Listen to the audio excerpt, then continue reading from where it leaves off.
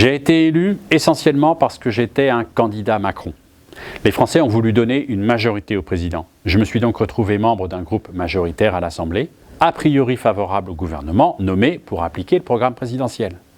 Mais ce soutien a priori n'a presque plus de limite. La Ve République a inventé un principe non écrit, mais plus prégnant que la Constitution elle-même, c'est le fait majoritaire, qui consiste à ce qu'un député de la majorité doit soutenir le gouvernement inconditionnellement, ce qui le transforme, selon les cas, ou en godillot ou en traître, ce qui est démocratiquement très malsain. Un autre exemple. Dans une affaire de justice administrative qui a invalidé la titularisation de 5 chercheurs du CNRS, j'ai déposé une proposition de loi consistant à rétablir ces personnes dans leur statut de fonctionnaire pour soutenir la réputation du CNRS et la sécurité juridique du statut de ses agents.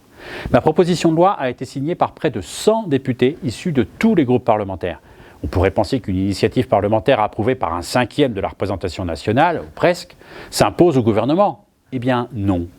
La proposition de loi n'était pas soutenue par la ministre concernée et le risque était pris d'un examen trop tardif par rapport aux échéances de la justice administrative.